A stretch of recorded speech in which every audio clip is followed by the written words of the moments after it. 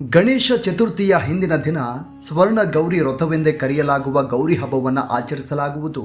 ಈ ಹಬ್ಬವು ಮಹಿಳೆಯರಿಗೆ ಸೀಮಿತವಾದ ಹಬ್ಬವಾಗಿದೆ. 2025ರ ಗೌರಿ ಹಬ್ಬವನ್ನು ಆಚರಿಸಲು ಶುಭ ಮುಹೂರ್ತ ಯಾವುದು? ಗೌರಿ ಹಬ್ಬದ ದಿನ ಪೂಜೆಯನ್ನು ಮಾಡುವುದು ಹೇಗೆ? ಗೌರಿ ಹಬ್ಬದ ಮಹತ್ವ ಮತ್ತು ವಿಶೇಷತೆಗಳು ಏನು ಅನ್ನೋದನ್ನು ತಿಳಿಯೋಣ ಬನ್ನಿ. ಗಣೇಶ ಹಬ್ಬವನ್ನು ಆಚರಿಸುವುದಕ್ಕೂ ಒಂದು ದಿನದ ಮೊದಲು ನಾವು ಗೌರಿ ಹಬ್ಬವನ್ನು ಆಚರಿಸುತ್ತೇವೆ.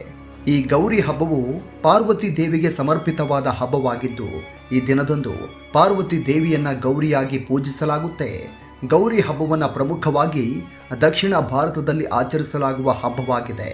ಈ ಶುಭ ದಿನದಂದು ವಿವಾಹಿತ ಮಹಿಳೆಯರು ತಮ್ಮ ಪತಿಯ ದೀರ್ಘಾಯುಷ್ಯವನ್ನು ಕೋರಿ ವ್ರತವನ್ನು ಆಚರಿಸ್ತಾರೆ.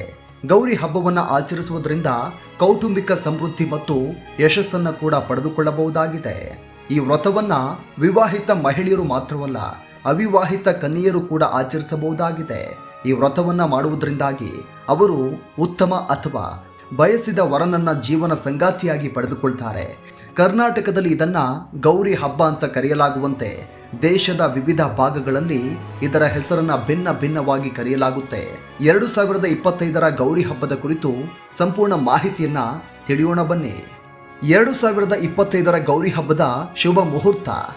ಗೌರಿ ಹಬ್ಬದ ದಿನಾಂಕ 2025ರ ಆಗಸ್ಟ್ 26ರಂದು ಮಂಗಳವಾರ. ಗೌರಿ ಪೂಜೆ ಶುಭ ಮುಹೂರ್ತ 2025ರ ಆಗಸ್ಟ್ 26ರಂದು ಮಂಗಳವಾರ ಮುಂಜಾನೆ 6:06ರಿಂದ ಬೆಳಗ್ಗೆ 8:36ರವರೆಗೆ. ತದಿಗೆ ತಿಥಿ ಆರಂಭ 2025ರ ಆಗಸ್ಟ್ 25ರಂದು ಮಧ್ಯಾಹ್ನ 2:04ಕ್ಕೆ. ತದಿಗೆ ತಿಥಿ ಮುಕ್ತಾಯ 2025ರ ಆಗಸ್ಟ್ 26ರಂದು ಮಧ್ಯಾಹ್ನ 3:24ರವರೆಗೆ. ಇನ್ನು ಗೌರಿ ಹಬ್ಬದ ವಿಶೇಷತೆಗಳು ಏನು ಅನ್ನೋದನ್ನು ನೋಡೋದಾದರೆ, ಗೌರಿ ಹಬ್ಬವು ಪಾರ್ವತಿ ದೇವಿಯ ರೂಪವಾದ ಗೌರಿ ದೇವಿಗೆ ಸಮರ್ಪಿತವಾದ ಹಬ್ಬವಾಗಿದೆ. ಗೌರಿ ದೇವಿಯು ಶಾಂತ ಶಕ್ತಿ, ಶುದ್ಧತೆ ಮತ್ತು ಸಮೃದ್ಧಿಯನ್ನು ಸಾಕಾರಗೊಳಿಸುವ ದೇವತೆಯಾಗಿದ್ದಾಳೆ. ಈ ಶುಭ ದಿನದಂದು ವಿವಾಹಿತ ಮಹಿಳೆಯರು ತಮ್ಮ ಪತಿಯ ದೀರ್ಘಾಯುಷ್ಯಕ್ಕಾಗಿ ವ್ರತವನ್ನು ಮಾಡ್ತಾರೆ. ಕನ್ಯೆಯರು ಬಯಸಿದ ಜೀವನ ಸಂಗಾತಿಯನ್ನು ಪಡೆಯುವುದಕ್ಕಾಗಿ ಈ ವ್ರತವನ್ನು ಮಾಡ್ತಾರೆ. ಗೌರಿ ಮತ್ತು ಗಣೇಶ ಅಂದರೆ ತಾಯಿ ಮತ್ತು ಮಗನ ಬಾಂಧವ್ಯವನ್ನು ಹೆಚ್ಚಿಸುವುದಕ್ಕಾಗಿಯೂ ಈ ವ್ರತವನ್ನು ಆಚರಿಸಲಾಗುತ್ತೆ. ಗೌರಿ ಹಬ್ಬವನ್ನು ಆಚರಣೆ ಮಾಡುವುದು ಹೇಗೆ? ಗೌರಿ ಹಬ್ಬ ದಿನದಂದು ಮುಂಜಾನೆ ಮಹಿಳೆಯರು ಬೇಗ ಎದ್ದು ಪವಿತ್ರ ಸ್ನಾನವನ್ನು ಮಾಡುವ ಮೂಲಕ ಶುದ್ಧರಾಗ್ತಾರೆ.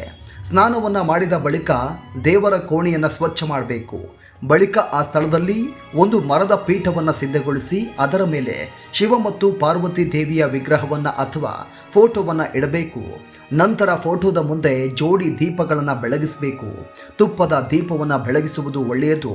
ಈ ಶುಭ ದಿನದಂದು ಗೌರಿಗೆ ಹೂಗಳು, ಬಟ್ಟೆ, ಆಭರಣ ಮತ್ತು ಸುಮಂಗಲಿಯರು ಬಳಸುವಂತಹ ಅಲಂಕಾರಿಕ ವಸ್ತುಗಳನ್ನು ಅರ್ಪಿಸಬೇಕು. ಸಿಹಿಯನ್ನು ತಯಾರಿಸಿ ನೈವೇದ್ಯವಾಗಿ ಅರ್ಪಿಸಬೇಕು. ಈ ದಿನ ಶಿವ ಪಾರ್ವತಿಯ ಮಂತ್ರಗಳನ್ನು ಪಠಿಸಬೇಕು. ಸೂರ್ಯಾಸ್ತದ ನಂತರ ಉಪವಾಸವನ್ನು ತ್ಯಜಿಸಿ ಕುಟುಂಬದ ಎಲ್ಲ ಸದಸ್ಯರಿಗೂ ದೇವಿಗೆ ಅರ್ಪಿಸಿದ ನೈವೇದ್ಯವನ್ನು ಪ್ರಸಾದವಾಗಿ ಸ್ವೀಕರಿಸಿ. ಈ ದಿನ ಕುಟುಂಬದ ಹಿರಿಯರು ಅಥವಾ ಅತ್ತೆ ಮಾವನ ಕಾಲಿಗೆ ಬಿದ್ದು ಆಶೀರ್ವಾದವನ್ನು ತೆಗೆದುಕೊಳ್ಳಿ. ಗೌರಿ ಹಬ್ಬದ ದಿನದಂದು ಶಿವ ಪಾರ್ವತಿ ದೇವಸ್ಥಾನಕ್ಕೆ ಭೇಟಿ ನೀಡಿ. ಗೌರಿ ಹಬ್ಬವನ್ನು ವಿಶೇಷವಾಗಿ ವಿವಾಹಿತ ಮಹಿಳೆಯರು ಆಚರಣೆ ಮಾಡ್ತಾರೆ. ಈ ದಿನದಂದು ಗೌರಿಯನ್ನು ಪೂಜಿಸೋದ್ರಿಂದ ಆಕೆಗೆ ಮತ್ತು ವಿವಾಹಿತ ಮಹಿಳೆಯರಿಗೆ ಬಾಗಿನವನ್ನು ನೀಡೋದ್ರಿಂದ ಆಕೆಯ ಪತಿಯು ದೀರ್ಘಾಯುಷ್ಯವನ್ನು ಪಡೆದುಕೊಳ್ತಾನೆ. ಅವರ ವೈವಾಹಿಕ ಜೀವನದಲ್ಲಿ ಸಂತೋಷ, ಸಮೃದ್ಧಿ ವೃದ್ಧಿಯಾಗುವುದು.